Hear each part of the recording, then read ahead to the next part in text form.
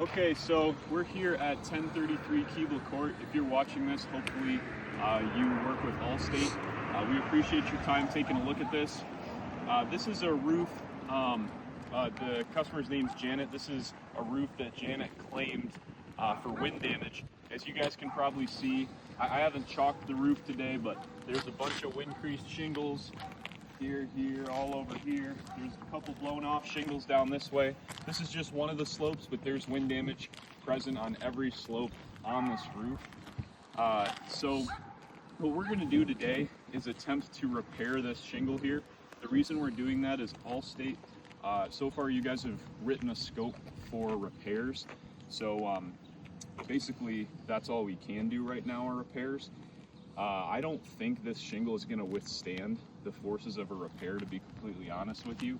And as I talk, I'm just going to get started with the unsealing process.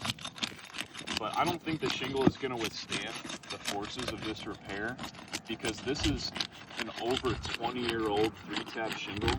In fact, this is the original roof. This house was built in the mid-90s. So this is actually going on 30 years old now. And these 3-tabs, you know, they're only supposed to last 20 years. And they usually become non-repairable. Not every time, it depends on the roof and the area it's in and the storms it's seen. But they usually become non-repairable around 15 years. So this one's going on double that. But anyways, what you see me doing here, I'm just being as gentle as I possibly can be during this unsealing process. This is our wind damage shingle that's got the line through it.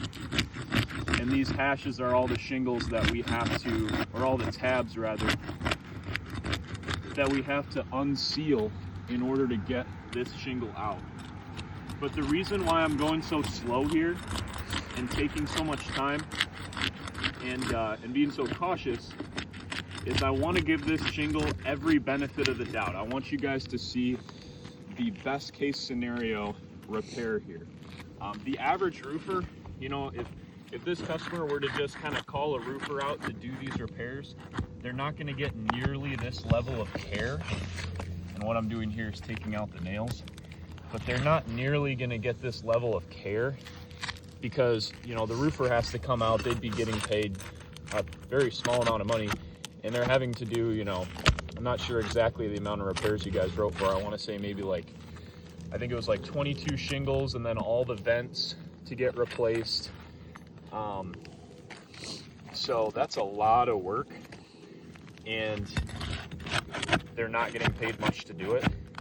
So they kind of, you know, they can't take all day. But for this one shingle, I will take all day, or a lot longer than we would normally take. So just finishing up getting the nails out of the first row, and then, you know, on the bright side, since this shingle is so old and deteriorated, none of the seals were very well sealed down. So it wasn't very hard for me to get the shingle up, or not, yeah, get the shingle unsealed. So I guess that's kind of like the bright side. But these nails are really ripping through the shingle. It's just so old and weak.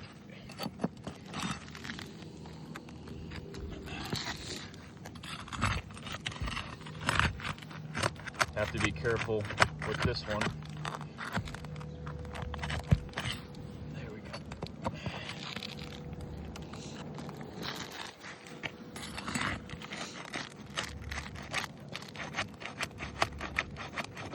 Just try to be gradual with the pry bar here. Okay. So, check, make sure everything's out here.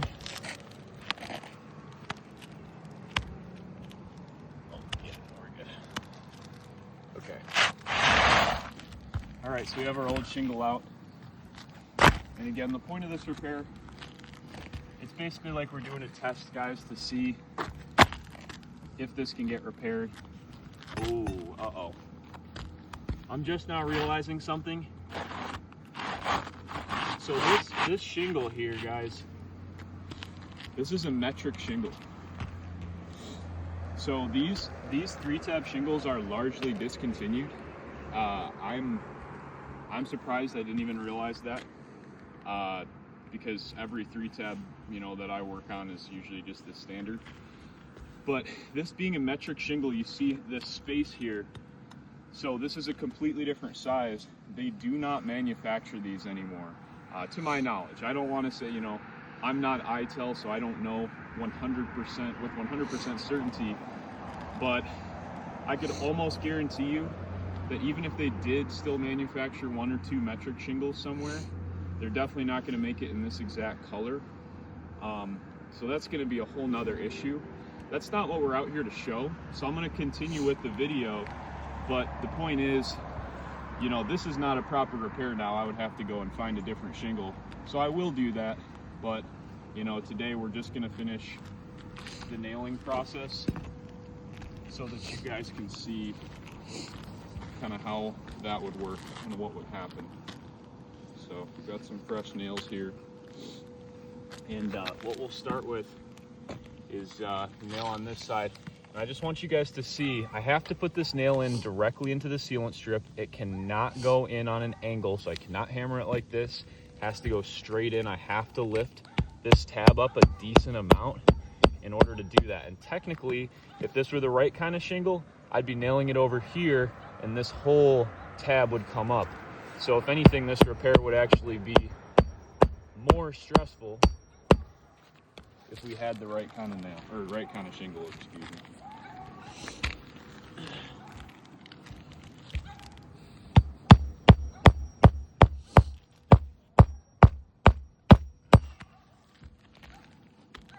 Now, I've heard you guys talk before about a roof snake, just being that this is Allstate. You guys are the only company I've heard before mention a roof snake.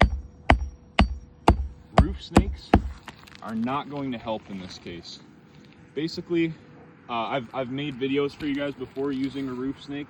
First off, in the process taking the nails out, the roof snake does much more damage to the shingle because it's not properly designed. So even if you can hammer the nail in a little bit, like without lifting this shingle up as high, you're doing more damage in the initial part of the process.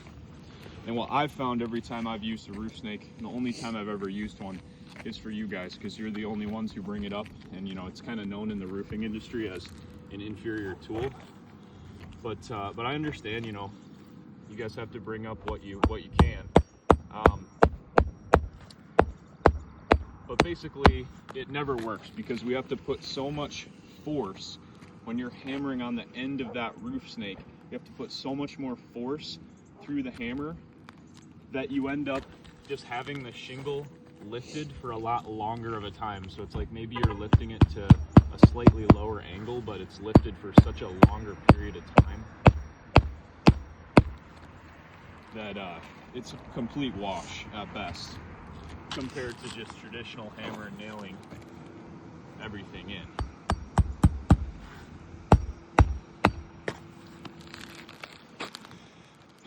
Let's see, and we've got last nail here.